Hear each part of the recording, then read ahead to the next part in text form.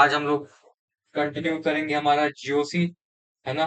तो this is going to be the lecture 2 of GOC guys. Right, तो कल हमने दो टॉपिक किया था, है ना। तो कल हमने क्या पढ़ा था, थोड़ा देख लेते हैं ना ऊपर जाके। तो कल यार हम लोगों ने पढ़ा था बॉन्ड क्लीवेज, बॉन्ड फिशन, है ना। उसके बाद हमने सॉल्वेशन के बारे में भी बहुत ज्यादा डिस्कशन यहाँ पे किया था डिटेल में, कि हमने HCl के कहानी के बारे में भी, है ना, थोड़ा बहुत चर्चा किया था कि HCl को पानी बोलता है कि आजकल देखो गवर्नमेंट जो है एसिड कंसिडर नहीं कर रहे वाटर के अंदर। उसके बाद जो जो होता है उसके बाद फाइनली HCl को जो है जस्टिस मिल जाता है। उसके बाद उसको वाटर में हम लोग एसिड कंसिडर कर लेते हैं। CCl4 में वो एसिड नहीं होता है क्योंकि H+ नहीं दे पाता, है ना। तो ये हमने पढ़ा था लास्ट क्लास में। तो गाइस, तो है ना, अभी we are going to study what is going to be our topic, we are going to study bond breaking. तो हमने कल पढ़ लिया था, ठीक है। तो नाउ अगर मैं तुम्हें कहूं कि मैंने तुम्हें यहाँ पे ए बी दे दिया, अगर मैंने तुमको ए बी दे दिया, एंड मैं अगर तुम्हें यहाँ पे कह दूं कि इसको ब्रेक करके बता दो, सॉल्वेंट में डाल के नहीं, जो हम HCl मतलब हाउ HCl ब्रोक यस्टरडे बस, हमने उसको पानी में डाला, उसके बाद वो H और Cl- में जो है डिसोसिएट हो गया। लेकिन now I am telling you to break this AB bond without any solvent, without any solvent guys, without any solvent. तो तुम्हें AB बॉन्ड को ब्रेक करना है विथआउट एनी सॉल्वेंट, राइट। अगर मैं तुम्हें बस ये दे दूं, ऐसे AB को दे दो तुम्हारे हाथ में कि इसको लो भाई ब्रेक कर दो, तो कैसे करोगे? है ना, सिंपल सी बात है। थोड़ा सा भी अगर तुम्हें दिमाग होगा तो तुम इस पे एनर्जी डालोगे, एनर्जी डाल के ऐसे तोड़ दोगे, है ना। तो हम भी इसको ऐसे ही तोड़ने वाले हैं आज, राइट। सो ये जैसे ही हम इसको एनर्जी देंगे, ये टूट जाएगा। Let's call this energy E1, है ना। इसके बाद यहाँ पे मैं कुछ कुछ लिखूंगा, आपको बस सेम चीजें जो है आपकी नोटबुक में आपको नोट करते जाना है, राइट। सो गाइस, अभी एक और E3 आ जाएगा यहाँ पे। E3 मेरा आ जाएगा B-, और अभी इन दोनों को अगर मैं ऐसे करके निकाल दूं तो ये E4 हो रहा है, ठीक है। तो आपने देखा होगा कि यहाँ पे मैंने लिखा है E1, E2, E3, E4, है ना। तो मेरे भाई E1, E2, E3, E4, यहाँ पे तुम्हें आइडेंटिफाई करना है कि कौन सा E1, E2, E3, कौन सा E corresponds to which type of energy, है ना। तो देखो, व्हाट इज बॉन्ड एनर्जी भाई? क्या तुमने पहले कभी जिंदगी में बॉन्ड एनर्जी का नाम सुना है? बॉन्ड एनर्जी, मेरे भाई, अगर तुम बॉन्ड एनर्जी को ऐसे डिफाइन करते हो कि the amount of energy required to break a bond, या फिर द अमाउंट ऑफ एनर्जी, मतलब काफी ज्यादा, काफी सारे डेफिनेशंस है। कुछ लोग बोलते हैं कि the amount of energy required to break a bond, कुछ लोग बोलते हैं the amount of energy required to form a bond. लेकिन अगर मैं कह दूं, अगर मैं तुमसे ये कह दूं कि ये दोनों, तुम्हारे जो भी तुमने ऑप्शन तुमको दिए हैं, दोनों गलत है, तो तुम शॉक हो जाओगे। क्योंकि यहाँ पे जो है बॉन्ड एनर्जी का मेन कॉन्सेप्ट ये होता है कि the minimum minimum amount of energy required to break a bond, break a bond, minimum amount of energy, ये जो मिनिमम अमाउंट है, ये यहाँ पे काफी ज्यादा इंपॉर्टेंट हो जाता है। तो यहाँ पे आपको थोड़ा फोकस करना है, मिनिमम अमाउंट। तो यहाँ पे E1 क्या है?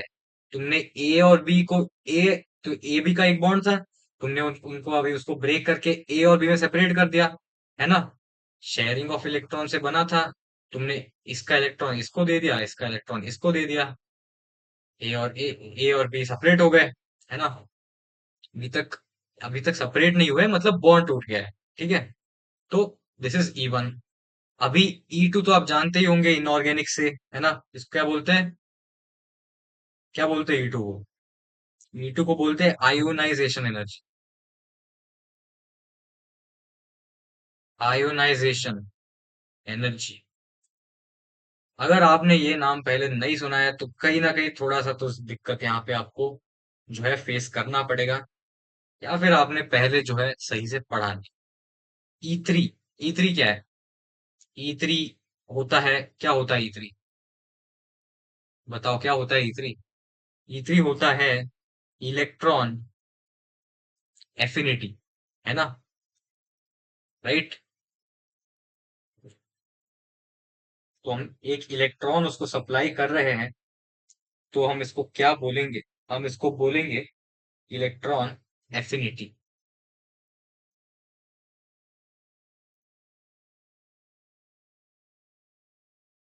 मेरे भाई तुमने इन दो टर्म्स को तो पहले सुना ही होगा, है ना? E4 क्या है? The work done to separate separate A and B.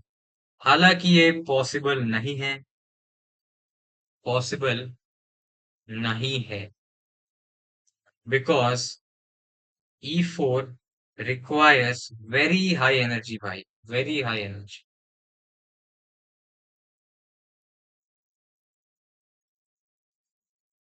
तो ये क्या हो गया? E4 क्या हो गया? E4 होता है बहुत ज्यादा एनर्जी, बहुत ही ज्यादा एनर्जी तुम्हें सप्लाई करना पड़ेगा ए और बी को सेपरेट करने में। Hence it not practically is not practically possible. एक मिनट देख लेते हैं कि कहीं रिकॉर्डिंग चालू हुआ है कि नहीं। जी हाँ, रिकॉर्डिंग बिल्कुल चालू है। तो hence it is not practically possible to separate separate A and B without solvent। ये देखो, इसको हाईलाइट कर देते हैं, विदाउट सॉल्वेंट, है ना? यहाँ पे हमने किसी भी तरह का सॉल्वेंट यूज नहीं किया है। क्या हमने यहाँ पे सॉल्वेंट यूज किया है? क्या यहाँ पे पानी है? यहाँ पे क्या CCl4 है? यहाँ पे कोई, क्या कोई अदर सॉल्वेंट है? बिल्कुल नहीं, खाली। सॉल्वेंट हमेशा एरो के नीचे लिखा होता है ना? तो यहाँ पे खाली, खाली है। तो we have not used any solvent. मैंने पहले ही आपको बता दिया था कि मैंने ए और बी आपको दे दिया, आपने बस एनर्जी लगा के उसको तोड़ दिया, खत्म। ठीक है?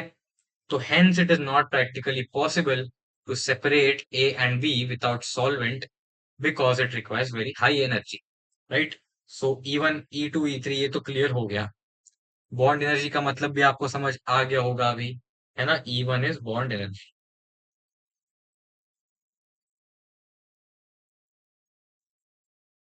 बॉन्ड एनर्जी क्या होता है? Minimum amount of energy required to break a bond. ठीक है? अगर तुम बोलोगे the amount of energy required to break a bond, वो बिल्कुल भी सही यहाँ पे नहीं होगा, है ना? क्योंकि मिनिमम अमाउंट ऑफ एनर्जी होता है। चलिए, let's go to the next topic now. BDE, bond dissociation energy versus bond energy. क्या होता है बॉन्ड डिसोसिएशन एनर्जी? मेरे भाई आपने सुना होगा कि बॉन्ड डिसोसिएशन एनर्जी और बॉन्ड एनर्जी दोनों सेम होते हैं। लेकिन आपने जो भी सुना है वो एकदम ही गलत है, क्योंकि यहाँ पे देखो, एक एग्जाम्पल से करते हैं, ठीक है? सी एच फोर को मैं ब्रेक करूंगा अगर ऐसे,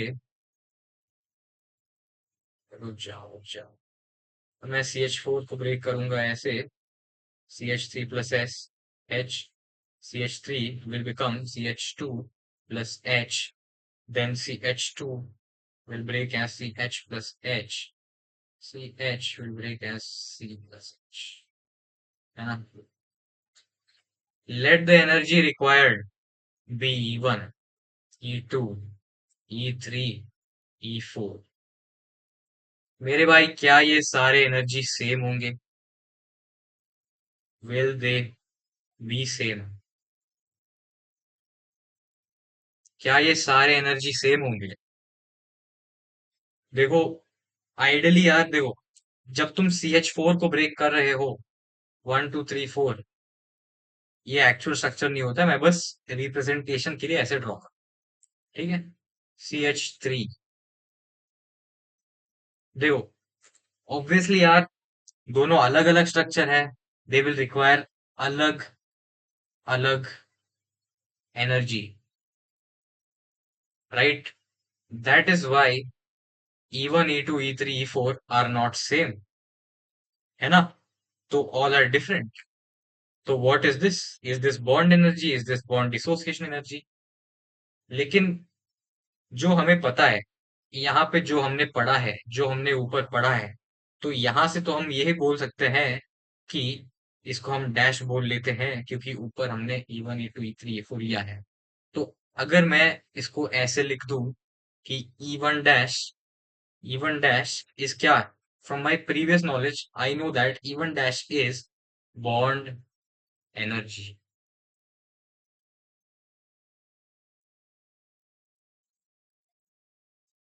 हम इसको बिल्कुल चेक करेंगे कि ये ट्रू है या फॉल्स है ना? मैं तुमको बता दूं, है ना, मैं तुम्हें बता दूं कि बॉन्ड डिसोसिएशन एनर्जी जो होता है, चलो बॉन्ड बॉन्ड एनर्जी जो होता है ऐसे लिख देते हैं। मैं तुम्हें बता दूं कि बॉन्ड एनर्जी जो होता है, वो होता है मेरा, just a minute guys. Bond energy जो होता है वो होता है E1 prime plus E2 dash plus E3 dash plus E4 dash by 4, मेरे भाई। तो फिर ये हो गया bond energy. Bond energy is equal to E1, E2, E3 plus E4 by 4, है ना? तो ये होता है असली बॉन्ड एनर्जी। ये बॉन्ड एनर्जी नहीं है, तो दिस इज फॉल्स। इसको बोलते हैं bond dissociation energy.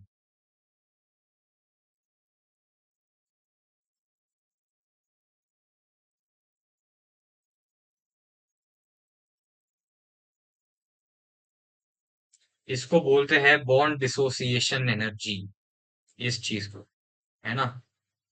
And bond energy is the average average of all bond dissociation energy. मेरे भाई, अगर आप ये बात समझ गए तो आप बहुत ही ज्यादा समझदार हैं, क्योंकि ये बहुत ही, देखो, है ना? तो आप समझ गए होंगे कि बॉन्ड एनर्जी जो है ऐसा चलता है, ठीक है? So guys, this is bond energy, that is bond energy is the average of all the bond dissociation energies, right guys? Next, तो जो हमने ऊपर देखा था ना, ये वाला पार्ट, बॉन्ड एनर्जी वाला, तो अभी आपको समझ आ गया होगा, है ना, कि कौन सा बॉन्ड डिसोसिएशन है, कौन सा बॉन्ड एनर्जी है ना? तो वंस एंड फॉर ऑल जो है आपका कंफ्यूजन क्लियर हो गया होगा। वन बाय वन हम तोड़ेंगे एक एक बॉन्ड को, बॉन्ड डिसोसिएशन, उसी को ऐड करके बाय फोर कर देंगे बॉन्ड एनर्जी, है ना? आई तो हम इसको फाइनली ऐसे कंक्लूड करेंगे, सपोज इसका वैल्यू आया, कुछ तो आएगा इसका वैल्यू, सपोज इसका वैल्यू के आ गया, तो हम बोलेंगे कि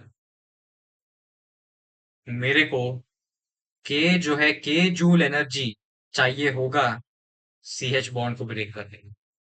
यूनिट आप देख लू, है ना? मैं जूल बोल रहा हूँ, आप लोग any other unit of energy को ले सकते हो, है ना? तो सी एच बॉन्ड को ब्रेक करने में के जूल लगेगा, ऐसे बोला जाएगा। हालांकि के जूल नहीं लगेगा, it is, K joule is only, obviously ऐसे एवरेज कंसिडर करते हैं हम लोग, ठीक है? तो बॉन्ड डिसोसिएशन एनर्जी का एवरेज हम लोग लेंगे to find the bond energy of a particular bond, ठीक है? ओके गाइस, सो देख लेते हैं, है ना, कि कुछ छूटा तो नहीं है। बॉन्ड ब्रेकिंग हो गया है, बॉन्ड डिसोसिएशन एनर्जी भी हो गई है। चलिए गाइस, तो अभी तो चल, बॉन्ड एनर्जी वाला सेगमेंट इधर खत्म होता है। Bond energy,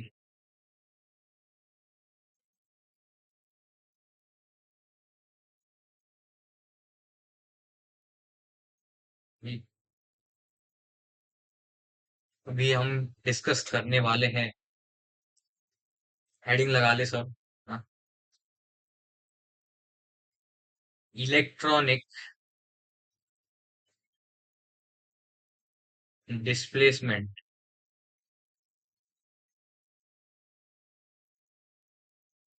effects. अभी हम डिस्कस करने वाले हैं इलेक्ट्रॉनिक डिस्प्लेसमेंट इफेक्ट्स। एक मिनट, इसको थोड़ा सा अगर मैं अच्छे से बना दूं, काफी भला हो जाएगा आप लोग का। चलो, इलेक्ट्रॉनिक डिस्प्लेसमेंट इफेक्ट्स।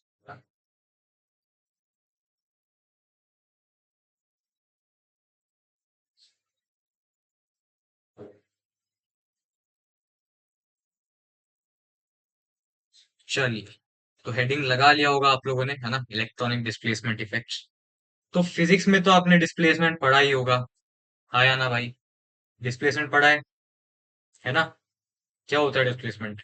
सपोज मैं यहाँ पे ए से स्टार्ट कर रहा हूँ, घूम के अगर मैं सर्कुलर पाथ लेके फिर से ए पे आ गया, तो मेरा यहाँ पे डिस्प्लेसमेंट हो जाएगा जीरो, या फिर डी बोल लो या फिर एस बोल लो, है ना?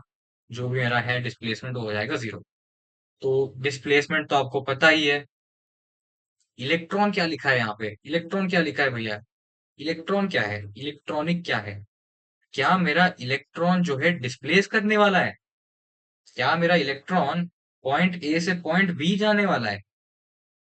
क्या इसकी वजह से कोई इफेक्ट आएगा? अरे हाँ ना भाई। नेम क्या सजेस्ट कर रहा है? फिर से पढ़ो एक और बार। Electronic displacement effect. तो नेम से तो मेरे को ये समझ आ रहा है, मेरे कॉमन सेंस से, कि कोई इलेक्ट्रॉन होगा, वो कुछ डिस्प्लेसमेंट लेगा ए से बी, मान लो एस, और इसकी वजह से वो कुछ इफेक्ट दिखाएगा। अरे हाँ या ना भाई, समझ आ रहा है कि नहीं? है ना, समझ आ रहा है? ठीक है। तो अगर तुम्हें इतना समझ आ गया है, तो बढ़ते हैं नेक्स्ट टॉपिक की ओर। डिटेल में इसको बताएंगे अभी कि क्या होगा।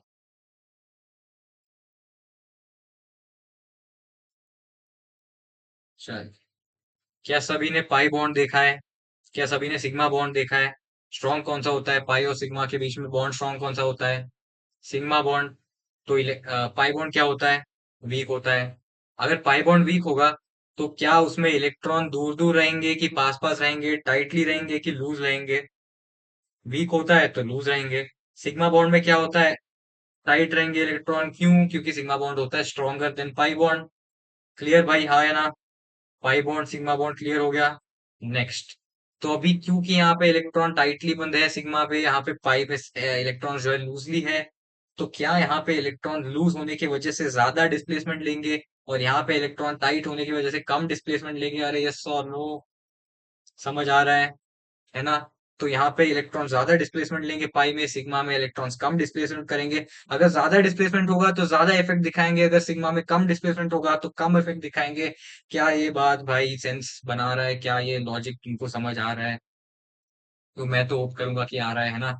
क्योंकि इलेक्ट्रॉन टाइटली है तो कम मूव, यहाँ पे टाइटली इलेक्ट्रॉन पैक्ड है तो कम मूव करेंगे तो कम इफेक्ट दिखाएंगे।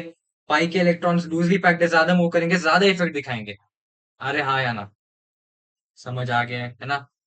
तो लिख लो कि, है ना, सिग्मा बॉन्ड, सिग्मा बॉन्ड क्या होता है? Pi bond, sigma bond pi bond. Lone pair की तो बात ही नहीं किया हम लोगों ने, है ना? इलेक्ट्रॉन लोन पेयर में भी होते हैं। इलेक्ट्रॉन में लोन पेयर इलेक्ट्रॉन में कैसे होते हैं? टाइट होते हैं, लूज होते हैं, फ्री होते हैं? फ्री होते हैं। क्यों फ्री क्यों होते हैं? इलेक्ट्रॉन बंधे होते हैं क्या लोन पेयर में? नहीं, इलेक्ट्रॉन होते हैं फ्री। तो अगर इलेक्ट्रॉन होते हैं फ्री, तो उनको पकड़ने वाला कोई है नहीं, तो ज्यादा करेंगे डिस्प्लेसमेंट। अगर डिस्प्लेसमेंट बढ़ेगा तो इफेक्ट बढ़ेंगे। तो सबसे ज्यादा इफेक्ट आएगा लोन पेयर के, जो भी हम अभी पढ़ेंगे इफेक्ट्स, लोन पेयर वाले इफेक्ट सबसे ज्यादा होंगे स्ट्रॉन्ग। तो जो भी हमने अभी बोला, चलो ठीक है, इसको लिखने की जरूरत नहीं है ना, आप लोग खुद इसको लिख सकते हो, हमने ऑलरेडी इसको बता दिया है ना? Now let's go to the next topic guys. तो बस एक एक लिख लिख दूं मैं, एक जो है समरी, यहाँ पे नहीं, नोट के तौर पे यहाँ पे ऊपर लिख देता हूँ, है ना? नोट। सिग्मा इफेक्ट होता है थोड़ा सा, पाई इफेक्ट्स होता है थोड़ा सा ज्यादा, लोन पेयर वाले इफेक्ट्स होते हैं सबसे ज्यादा।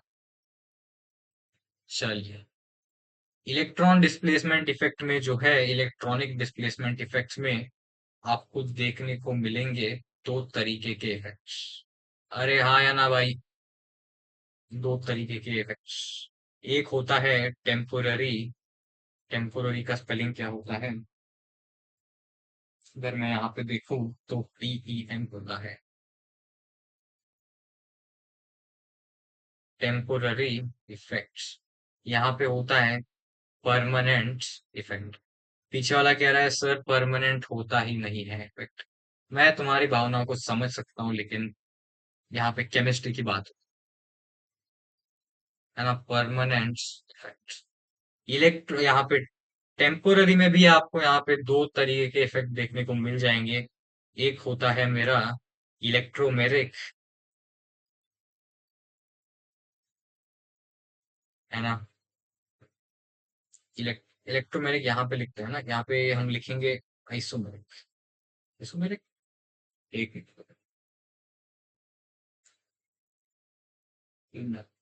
इंडक्ट्रोमेरिक। इंडक्ट्रोमेरिक, इलेक्ट्रोमेरिक, इंडक्ट्रोमेरिक, इलेक्ट्रोमेरिक, यहाँ पे आपको देखने को मिलेंगे तीन तरह के इफेक्ट्स, है ना। दूसरा वाला लिखेंगे हम रेजोनेंस, हाइपर कॉन्जुगेशन। और यहाँ पे इंडक्ट्रोमेरिक, यहाँ पे इलेक्ट्रो क्या होता है मालूम हुआ? ये होता है इंडक्शन, है ना। तो इंडक्शन। चलिए, तो टेम्पोररी इफेक्ट इसको थोड़ा सा बंद कर देते हैं ऐसे, इसके अंदर बंद कर देते हैं।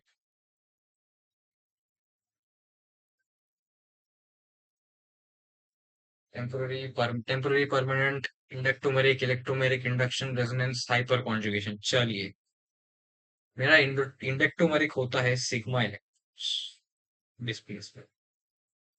ये होता है पाई इलेक्ट्रॉन्स डिस्प्लेसमेंट। ये होता है सिग्मा इलेक्ट्रॉन्स। ये होता है पाई इलेक्ट्रॉन्स। ये भी होता है पाई इलेक्ट्रॉन्स। तो फिर अलग नाम क्यों दिया है भाई इसको? अलग नाम इसीलिए है क्योंकि ये और ये सेम नहीं है, इसीलिए अलग नाम इसको दिया है। वैसे देखो, रेजोनेंस और हाइपर कॉन्जुगेशन जो है, इसमें इलेक्ट्रॉन तो सेम पाई माइग्रेट करते हैं, लेकिन वे जैसे, अगर सपोज ये ऐसे जाता है तो ये वाला भाई ऐसे जाता है, ठीक है। तो इलेक्ट्रॉन माइग्रेट करने का जो है way, the way in which electrons displace या फिर माइग्रेट, और the factor which is responsible for migration, है ना, if that is different then the name also changes. इसीलिए यहाँ पे अलग अलग नाम है। इसको हम अगली क्लास में पढ़ेंगे, या फिर अगर टाइम रहा तो इसी क्लास में भी पढ़ लेंगे, कोई दिक्कत की बात नहीं है ना। तो let's start with inductomeric effects, है ना। या फिर चलो एक ये हो जाए टेम्पोर। चलो भाई, तो पहले तो तुम ये समझ लो कि difference between temporary effect and permanent effect. अगर हम ऐसे सिंपल भाषा में समझे, सिंपल इंग्लिश में समझे, तो इसको कैसे हम लोग बोलेंगे बोलेंगे ना कि टेम्पोररी इफेक्ट मतलब obviously it is for some time. Some time के लिए क्यों आया? इसीलिए आया क्योंकि यहाँ पे कोई एक्सटर्नल फैक्टर का मेरे को यहाँ पे थोड़ा बहुत इन्वॉल्व, जो इन्वॉल्व हो रहा था, एक्सटर्नल जो है एक फैक्टर था वो इन्वॉल्व हो रहा था। इसीलिए यहाँ पे मेरे को थोड़े से टाइम के लिए टेम्पोररी इफेक्ट देखने को मिल गया, है ना।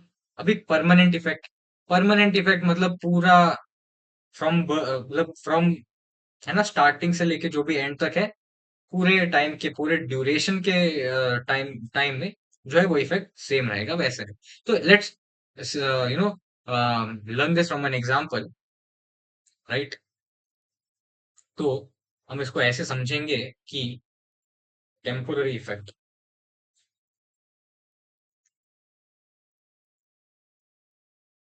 चलो, तो लेट्स अज्यूम कि तुम तुम्हारे कमरे में बैठे हो, गेम खेल रहे हो, कमरा पूरा बिखरा पड़ा है, क्लीन नहीं है, तुमने साफ नहीं कर रखा है, और अचानक से तुम्हें एक कॉल आता है कि शर्मा जी आ रहे हैं घर पे। उसके बाद तुम्हें का और ज्यादा डिटेल्स भी मिलते हैं कि शर्मा जी अकेले नहीं आ रहे हैं, शर्मा जी पूरे फैमिली को लेके आ रहे हैं, है ना? तो तुम क्या करोगे अभी? तुम करोगे अपने रूम को साफ, और खुद भी साफ हो जाओगे। 2-3 दिन से नहाए नहीं हो तुम, है ना? तो तुम अभी नहा लोगे, तुम साफ हो जाओगे, तुम तुम्हारे रूम को साफ रखोगे, है ना? तो ये क्या हुआ? ये हुआ टेम्पोररी इफेक्ट, है ना? तो अभी शर्मा जी आएंगे, तुम हाय हेलो कहोगे, जिसको हाय हेलो कहना होगा, जिसको नमस्ते कहना होगा, तुम उनको नमस्ते भी करोगे। उसके बाद जैसे ही शर्मा जी गए, तुम फिर से तुम्हारे नॉर्मल यूजुअल सेटअप में आ जाओगे, और तुम तुम्हारे डेली टास्क को कंप्लीट कर रहे होगे, है ना? तो इस एग्जाम्पल से तुम क्या समझ सकते हो कि तुम्हारे अंदर कोई एक्सटर्नल फैक्टर की वजह से तुम्हारे डेली रूटीन में चेंज देखने को मिला, और ये होता है temporary effect, for few hours या फिर few some time, some seconds, some minutes, है ना? तो this is the example of temporary effect. समझ में आ रहा है? I hope you are understanding it, है ना? नेक्स्ट गाइस, तो टेम्पोररी इफेक्ट समझ आ गया। परमानेंट इफेक्ट क्या होता है? परमानेंट इफेक्ट क्या होता है? कुछ नहीं होता है ना? जो आदमी जो डिसिप्लिन्ड है, सुबह उठेगा, रोज अपने रूम को साफ रखेगा, अपने काम को करेगा, वो through out the life time ऐसे ही डिसिप्लिन्ड ही है। उसको कोई भी external factor, external push, external motivation की जरूरत नहीं है ना? यस और नो भाई, समझ आ रहा है कि नहीं, है ना? तो जो डिसिप्लिन्ड आदमी है, उसको कोई एक्सटर्नल पुश की जरूरत नहीं है, वो अपनी डिसिप्लिन लाइफ को जीते जाएगा, from birth to death, right? So ये हो गया परमानेंट इफेक्ट। फ्रॉम बर्थ ही उसका इफेक्ट वैसा ही है, उसकी जो है सेटिंग वैसी ही करके भगवान ने उसको भेजा है कि वो डिसिप्लिन रहेगा, मतलब वो डिसिप्लिन रहेगा, कोई भी उसको, it does not depend on any other external factor. ठीक है? तो टेम्पोररी और परमानेंट इफेक्ट को आपने समझ लिया होगा, समझ ही लिया है ना? तो let's start with the example, मजा आएगा आपको इसमें। चलिए, मान लो, मान लो, मान लो, एक एग्जांपल ले दो। कौन सा एग्जांपल करवाए आपको?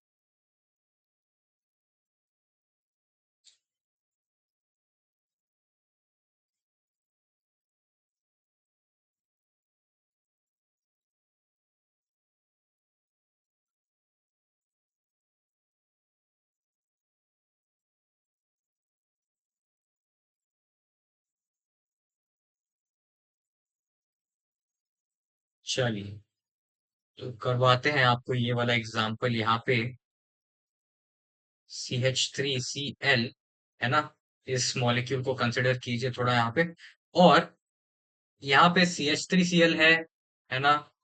यहाँ पे इसका इलेक्ट्रोनेगेटिविटी कितना होगा भाई? ज्यादा होगा, बहुत ही ज्यादा होगा, क्योंकि ये है हेलोजन। Halogen are electronegative. ये क्या है भाई? कार्बन, मतलब ज्यादा इलेक्ट्रोनेगेटिव। ये क्या है भाई? कार्बन है। ऑब्वियसली कम रहेगा, तो इस पे क्या आएगा? Delta plus. इसमें क्या आएगा? डेल्टा माइनस, क्योंकि ये ज्यादा इलेक्ट्रोनेगेटिव है ना? अरे हाँ या ना भाई?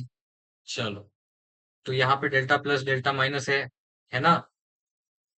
अरे यस और नो, है ना भाई? तो अभी क्या करूंगा मैं?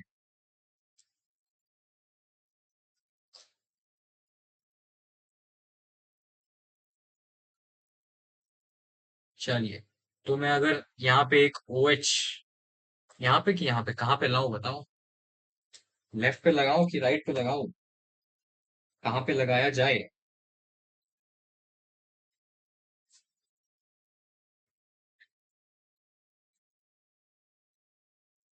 चलिए, तो यहाँ पे लगाते हैं O minus, to be specific ना।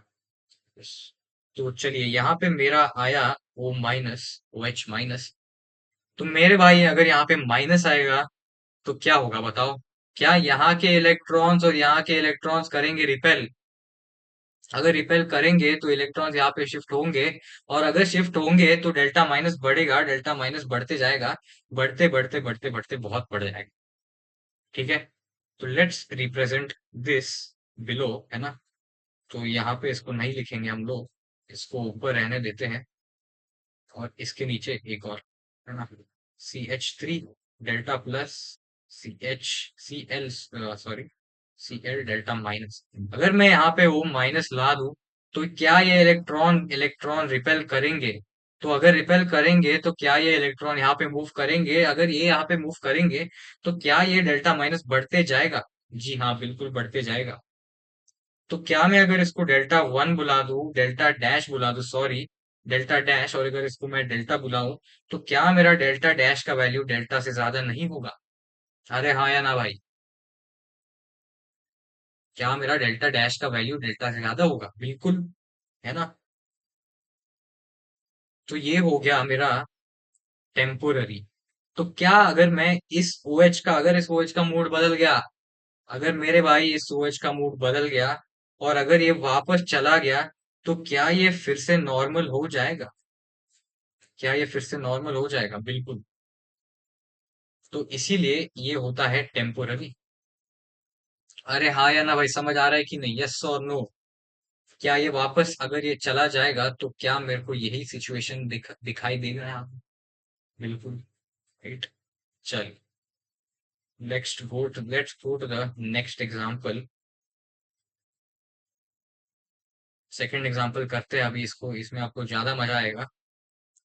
मान लो कि मैंने आपके मुंह के ऊपर CH2 डबल बॉन्ड CH2 मार दिया है। अगर मैंने आपके मुंह पे ऊपर ये मार दिया, तो क्या रहेगा इस पे? पोलराइजेशन बताओ यार, क्या रहेगा इसका? क्या यहाँ पे डेल्टा प्लस डेल्टा माइनस रहेगा? अरे यस और नो? नहीं भाई, नहीं रहेगा। क्यों नहीं रहेगा? क्योंकि इलेक्ट्रोनेगेटिविटी डिफरेंस इज जीरो। सी और सी है भाई, इसमें क्या इलेक्ट्रोनेगेटिविटी डिफरेंस दिखाई दे रहा है तुम्हें? नहीं है ना। There is no electronegativity difference. लेकिन अगर मैं इसके पास एक इलेक्ट्रोफाइल या फिर ई पॉजिटिव, मतलब खाली, भाई ये तो पता ही होगा कि ई पॉजिटिव क्या होता है। खाली मतलब वेकेंट, वेकेंट होता है यहाँ पे, तो it will take electrons, it will, है ना, have the tendency to basically fill electrons in itself, right. ठीक है, अगर मैंने इसको यहाँ पे इसके पास लाके रख दिया, तो क्या ये पोलराइज नहीं हो जाएगा? बिल्कुल, डेल्टा माइनस डेल्टा प्लस, है ना। यहाँ के इलेक्ट्रॉन्स यहाँ ऐसे ऐसे ऐसे ऐसे ऐसे ऐसे शिफ्ट करते नहीं जाएंगे क्या भाई? यस और नो? बिल्कुल करेंगे। और अगर मैं इस ई को थोड़ा ज्यादा और पास लेके आ गया, तो क्या ये बढ़ जाएगा? क्या ये इलेक्ट्रॉन यहाँ पे इलेक्ट्रॉन डेंसिटी बढ़ जाएगा? क्या डेल्टा माइनस बढ़ जाएगा? क्या डेल्टा माइनस बढ़ जाएगा? यस और नो? बढ़ जाएगा ना। ये ज्यादा पास आ रहा है, तो इलेक्ट्रॉन्स को भी ज्यादा खींचेगा, ज्यादा खींचेगा, ज्यादा खींचेगा। ये ऐसे यहाँ पे सी है, यहाँ पे सी है ना, इसको सी मान लो, इसको ई प्लस मान लो। जैसे ही ये पास आते जाएगा, यहाँ से इलेक्ट्रॉन आते जाएगा, आते जाएगा, आते जाएगा, और एक पॉइंट पे ऐसा हो जाएगा कि यहाँ पे डेल्टा माइनस बहुत ज्यादा बढ़ जाएगा। और अगर बीच में इसका मूड, अगर बीच में इसका मूड बदल गया, अगर ये वापस यहाँ पे चला गया, तो क्या ये CH2 double bond CH2 original जो है, ओरिजिनल अपना चार्ज रिटेन कर देगा? ओरिजिनल चार्ज यानी कि नेट चार्ज जीरो, क्या ये रिटेन कर जाएगा? बिल्कुल हाँ, कर लेगा। अरे यस और नो? ना, समझ आ रहा है ना? राइट। तो आपने समझ लिया होगा कि ये भी थोड़ा बहुत ना,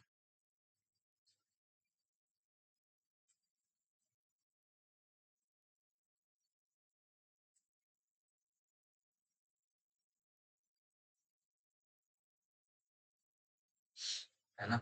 और भाई एक और पॉइंट यार मेरे भाई, देखो, ये कौन से इलेक्ट्रॉन्स है? पाई इलेक्ट्रॉन्स है। तो पाई इलेक्ट्रॉन्स कैसे होते हैं? लूज, है ना। तो पाई इलेक्ट्रॉन्स कैसे होते हैं? लूज। अगर पाई इलेक्ट्रॉन्स है लूज, तो हम उनको कर लेंगे यूज, है ना।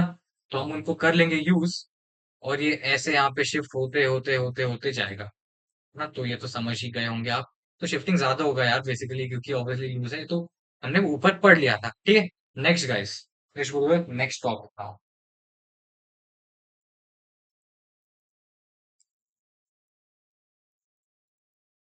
एक और बात यार, डेफिनेशन है ना, डेफिनेशन हमने यहाँ पे नहीं लिखा है। तो अगर आप यहाँ पे देखोगे तो डेफिनेशन लिखने की जरूरत भी नहीं है यार। क्यों? अगर मैं बताऊं आपको व्हाट इज इंडेक्टोमेरिक इफेक्ट, अगर इसका मैं लिखूं डेफिनेशन, तो इसका क्या होगा? The temporary effect, the temporary effect in which sigma electrons get displaced is called indectomeric effect। हो गया, यही पे रहा definition. The temporary effect in which pi electrons get displaced is electromeric effect। ये भी हो गया। तो डेफिनेशन आप लिख लोगे, है ना? तो डेफिनेशन वाला पार्ट मैं यहाँ पे आपको कवर नहीं करवा रहा। चलो, तो अभी गाइस यार हम लोग स्टार्ट करने वाले हैं परमानेंट इफेक्ट्स को। तो अगर मेरे भाई मैं तुमको ऐसा एक चेन दे दूं, तो क्या तुम मना कर पाओगे? बिल्कुल नहीं, तुम खुशी खुशी ले लोगे इसको, है ना? ठीक है, तो यहाँ पे मेरे को जरा चार्ज डिस्ट्रीब्यूशन के बारे में थोड़ा कमेंट चाहिए, है ना? तो मेरे को बताओ कि यहाँ पे चार्ज कैसा डिस्ट्रीब्यूटेड होगा। फ्लोरीन क्या है भाई? इलेक्ट्रोनेगेटिव। अरे यस और नो, फ्लोरीन क्या है? इलेक्ट्रोनेगेटिव, है ना? सबसे ज्यादा इलेक्ट्रोनेगेटिव फ्लोरीन होता है, फिर ऑक्सीजन, फिर nitrogen. F O N, phone, है ना? ये तो आपको पता ही होगा, F greater than O greater than N, F O N, phone. ठीक है, तो फ्लोरीन मेरा हो गया यहाँ पे इलेक्ट्रोनेगेटिव एलिमेंट। और कार्बन भी जो है ऑब्वियसली भाई कम होता है यार फ्लोरीन के कंपैरिजन में। तो यहाँ पे क्या इलेक्ट्रोनेगेटिविटी डिफरेंस है? अरे यस और नो, है, बिल्कुल है। तो इस पे क्या आ जाएगा? डेल्टा माइनस, यहाँ पे डेल्टा प्लस, है ना? जैसे ही यहाँ पे डेल्टा प्लस आया, जैसे ही यहाँ पे डेल्टा प्लस आया, तो ये थोड़ा सा टेंडेंसी रखेगा कि यहाँ से इलेक्ट्रॉन्स को ये खींच ले। तो यहाँ से ये चुपके से इलेक्ट्रॉन को खींच लेगा, और खुद के ऊपर, मतलब खुद के नहीं, ऑब्वियसली एडजेसेंट कार्बन के ऊपर एक और डेल्टा पॉजिटिव को क्रिएट कर देगा। और अगर यहाँ पे डेल्टा पॉजिटिव आ गया, तो इसके यहाँ फिर से इलेक्ट्रॉन ऐसे ऐसे ऐसे ऐसे जाएंगे, डेल्टा पॉजिटिव आता जाएगा, यहाँ पे भी डेल्टा पॉजिटिव आता है। अरे यस और नो भाई, समझ आ रहा है ना? तो फाइनल पिक्चर कैसे दिख रहा है तुम्हें? तो फाइनल पिक्चर यहाँ पे तुम्हें ऐसे दिखेगा, delta minus, delta plus plus plus, delta plus plus, delta plus, बस डेल्टा, बस। इसको मान लो कि यहाँ पे नहीं होगा इफेक्ट, है ना? तो आपको ऐसे दिखेगा, सबसे ज्यादा डेल्टा प्लस, थोड़ा कम, थोड़ा कम, बहुत नेग्लिजिबल, है ना? ठीक है, तो मेरे भाई, क्या ये कार्बन में जो है फ्लोरीन, क्या इसको मैं हर मिनट निकालते जाऊंगा और हर हर टाइम डालते जाऊंगा? बिल्कुल नहीं। तो ये क्या है? फिक्स्ड है चेन में, ये है फिक्स्ड। तो ये क्या रहेगा? Life time, life time fixed है ना? अरे यस और नो भाई, लाइफ टाइम फिक्स्ड है। तो क्या रहेगा भाई? ये है परमानेंट। पीछे वाला कह रहा है सर कुछ परमानेंट नहीं होता। जी हाँ, बिल्कुल, मैं आपकी बातों से बिल्कुल सहमत हूँ, लेकिन यहाँ पे केमिस्ट्री में आपको थोड़ा बहुत यार हम लोग assumptions लेके बिल्कुल चीजों को करते हैं। तो यहाँ पे ये क्या है? अरे यस और नो, क्या है ये? परमानेंट इफेक्ट, परमानेंट इफेक्ट्स आप ऑब्जर्व कर रहे हैं। जी हाँ, आप यहाँ पे बिल्कुल परमानेंट इफेक्ट जो है ऑब्जर्व कर। तो अगर मैं इसका डिफिनेशन, परमानेंट इफेक्ट क्या है भाई? Permanent inductive effect of fluorine, permanent inductive effect of fluorine, है ना? अरे यस और नो, इसका डेफिनेशन लिखते हैं ना। डेफिनेशन क्या है भाई इसका?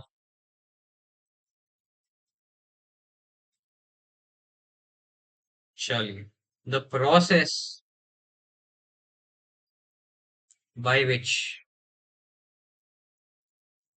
the carbon chain gets charged by the presence of any group, by the presence of any group, है ना, is called induction.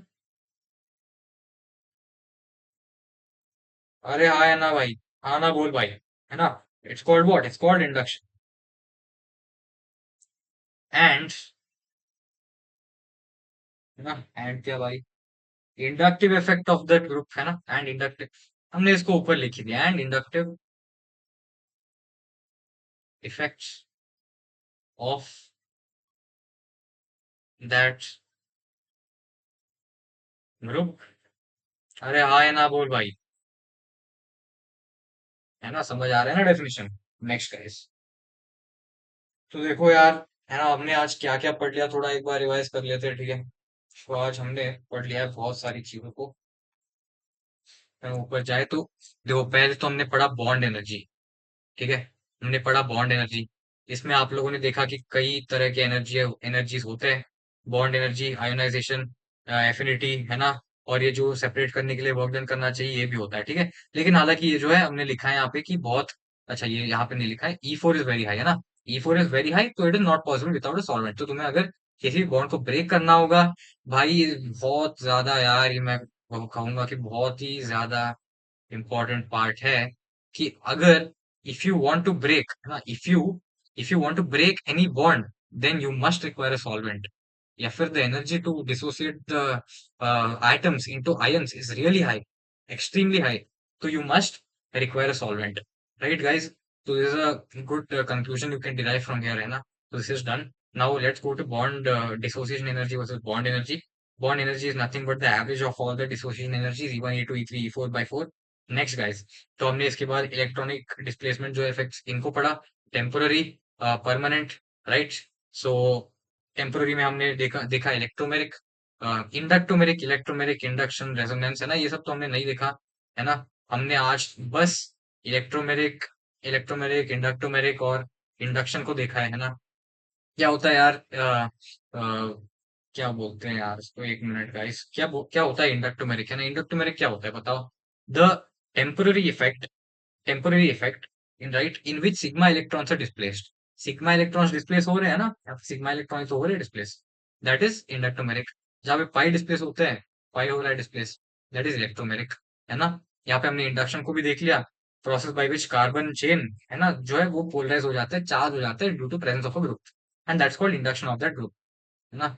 यहाँ पे कार्बन चेन था, फ्लोरीन ज्यादा इलेक्ट्रोनेगेटिव था, डिफरेंस था यहाँ पे बहुत ज्यादा, बहुत कम electronegative, delta, delta minus, delta plus, right guys. तो हमने बहुत सारी चीजों को देख लिया है ना आप आज, ठीक है. तो आपको रिस्पॉन्ड करते जाना है यार कमेंट सेक्शन में. देखो अगर आप रिस्पॉन्ड नहीं करोगे तो मेरे को समझ नहीं आएगा कि क्वालिटी ऑफ क्वेश्चंस मेरे को कैसे लाने हैं अगले क्लास में, है ना, कि लेवल क्या है, ऑडियंस की लेवल क्या है. अगर लेवल में आपको लग रहा है कि ज्यादा है, तो क्वेश्चंस का लेवल भी हम, है ना, बढ़ा सकते हैं यहाँ पे. तो उसी की वजह से यार मैं रिस्पॉन्स डिमांड कर रहा हूँ. तो अगर आप रिस्पॉन्ड करोगे तो obviously it will be helpful, right. बाकी यार लेक्चर का पेस थोड़ा स्लो था. Yes, you have lot of time for your JEE mains, JEE advance. So अभी हम थोड़ा स्लो चल रहे हैं ना. Will increase the speed initially, like gradually, right. तो काफी सारी चीजों को पढ़ लिया है हमने, है ना. पढ़ते रहो यार, मेहनत करते रहो. कोई यहाँ पे आपको जो है रिप्लेसमेंट आपको नहीं मिल सकता है ना, सब्स्टिट्यूट आपको नहीं मिल सकता है मेहनत का. तो मेहनत करते रहो. बाकी ऑर्गेनिक को आपको बहुत डीपली समझना है ना. दिमाग लगाना है, जहाँ पे दिमाग लगाने के लिए बोला जाएगा वहां पे दिमाग लगाओ. वहां पे जहाँ पे सुनने के लिए बोला जाएगा वहां पे सुनो, राइट. तो ऐसे ही पढ़ते रहो, और मिलते हैं अगले लेक्चर में, है ना. we'll cover further topics of GOC. देखो यार, GOC is a very good topic. अगर तुमने GOC को समझ लिया अच्छे से, अगर तुम्हें कॉन्सेप्ट आ गए बेसिक से, तुम किसी भी ऑर्गेनिक रिएक्शन में तुम्हें डाउट्स नहीं आएंगे, है ना. तुम्हें डाउट बिल्कुल नहीं आएंगे. अगर मैं कहूँ कि ऐसा कुछ रिएक्शन हो रहा है, ना, एक मिनट यार, अगर मैं कहूँ कि देखो ऐसा कुछ रिएक्शन हो रहा है, और मैं कहूँ कि यहाँ पे CH2 double bond CH2 plus HCl, है ना? अगर मैं कहूँ तो यहाँ पे ऐसे शिफ्ट हो जाएगा, ये यहाँ पे शिफ्ट हो जाएगा, Cl माइनस जो है तुम्हें ऐसे दिख जाएगा। तो यहाँ पे तुम्हें ये डाउट नहीं आएगा कि इलेक्ट्रॉन्स ऐसे क्यों शिफ्ट हुए, ये यहाँ पे इलेक्ट्रोफाइल क्यों है, ये ऐसे क्यों शिफ्ट हुए, ऐसे तुम्हें डाउट्स नहीं आएंगे। अगर तुम्हारा जीओसी क्लियर हो गया तो तुम ऑटोमेटिक खुद ब खुद ऐसे ये करोगे, फिर ये करोगे, फिर सीएल को ऐसे चुनो। तो आज के लिए बस इतना ही है ना। लेट्स स्टॉप हियर, काफी देर हो गया है, ड्यूरेशन भी काफी बढ़ गया है लेक्चर का। तो लेट्स स्टॉप, तो मिलते हैं अगली क्लास में, तब तक के लिए बाय बाय।